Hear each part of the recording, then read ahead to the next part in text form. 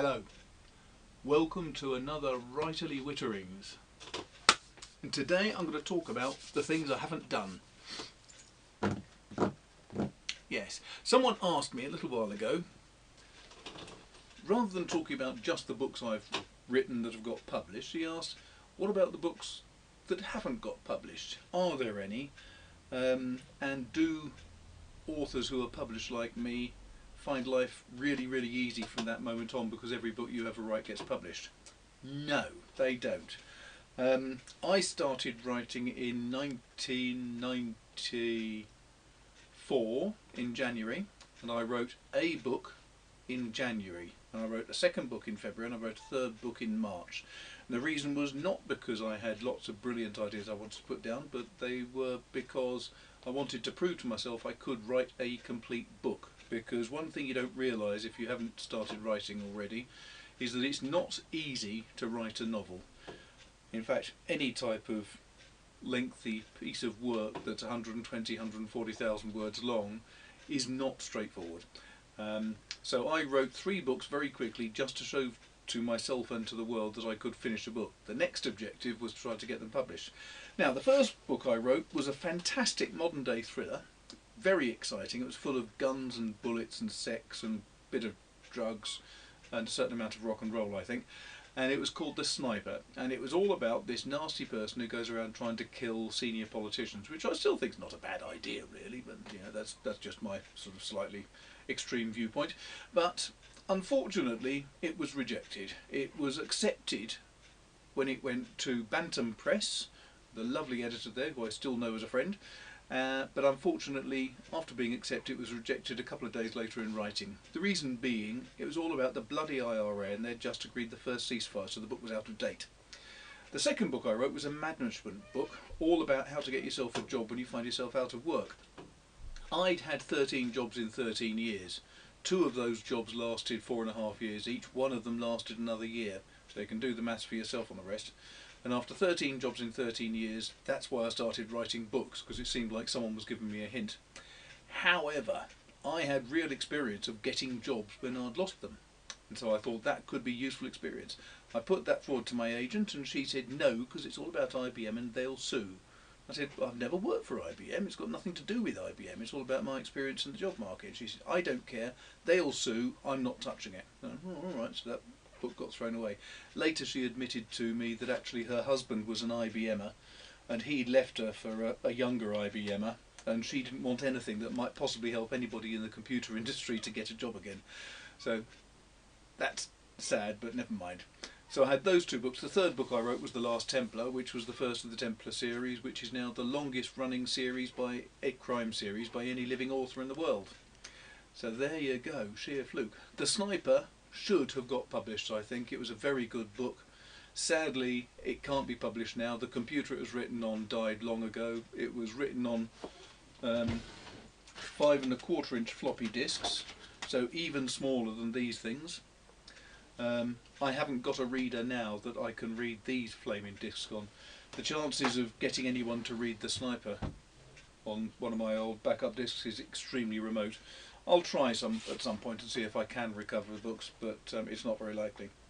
So that book went by the by. So did the second one, the management book on how to get a job. Over the years though, one of the problems that you get if you're famous for being quite successful with writing in a particular genre, my genre is medieval crime, it is very difficult to persuade publishers really that they ought to be giving you an opportunity of trying to write something different. Some authors are very lucky. If they earn a huge amount of money and they have a vast readership, then they find it a lot easier to persuade the publisher, because the publisher knows that they will probably bring their audience with them. For mid-list authors like me, it's much more difficult. Now, some years ago, when I saw that the Templar series wasn't selling quite as well as I wanted, I wrote a modern day book. It was a really good modern day book, police procedural book, all about drug importation and prostitution and all sorts of nasty goings on, and police corruption. And it had a crime wave that led up to a massive riot. And in fact it was quite prescient in a lot of ways, because almost exactly the things that I foretold in that book came about and led to the riots all over the country in the last few years of Blair's Prime Ministership. And this is that book. As you can see, it's not a lightweight. It is in fact 750 pages long. It is a book that is crying out for a bit of work, and it's been stuck on my windowsill for the last 6 months while I've been trying to find time to get to it, and I will do soon. This book basically went to a number of publishers and they all said, nah, you must be joking. It's too big, it's not good enough, it's got all sorts of problems with it. And I was quite hurt. So I set it to one side for about 8 years, until last year. And after 8 years I thought, these damn editors, they don't know what they're talking about, bloody publishers. So I went and had a look at it, and I thought, ye gods, I can see exactly what they're talking about. I was too close to it, and that is at least 2 books. So what I'm going to be doing in the next few months is splitting that into 2. Instead of being one absolutely ridiculously large book, it'll be a couple of pretty meaty books that are plenty adequate for the average reader. And I think they could be the start of a new series. Underneath there, I don't know if you can see this, there's a whole bunch of extra papers down here. They are the first 70,000 words of a modern day book, which again I will be pushing out and seeing if I can sell the concept. Very good book, not commissioned. I don't know if it'll ever end up in print, but like all these things, you have to do the work, put it out there and hope. All authors, doesn't matter whether you've got, as I have, 36 odd books published, or you're just presenting your very first book, you are only ever as good as the publisher and the editor thinks your last book was. If you're an established author like me, they'll look at your sales and they'll take a punt on whether they think a new series is a good idea or not. Very often they won't, which is why you get authors like Simon Brett with 3 or 4 different publishers. Same with a lot of other authors. It is just the way things go. If you are an aspiring author, if you've had rejections, don't worry, we all get them. If you get a rejection, there is one basic rule of thumb, that is, ignore it, get on with the next book, send your book round, see if another publisher might be interested. But the main thing is, get on with the next book, because you will have some books that you think are perfect and nobody else does.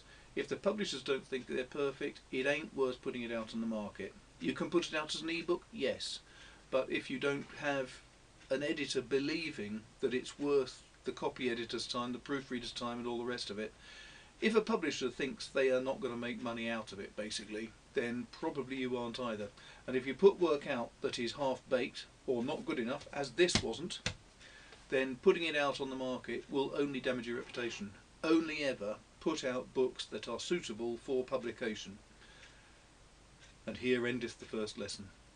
That's it, I think, for today, because I can't think of anything else to say about it. Everybody gets rejections, don't worry about it, get on with the next book. And having said that, if you've got any comments, down there please, lots of space for you to put comments in, and don't forget to like it and subscribe and share these things with all your friends, because I've got quite a lot of videos now and it'd be nice for a few people to watch them. Actually, quite a few people do, but never mind that. Thank you very much. I think it's about time I went to get myself a nice glass of beer. Take care, see you soon.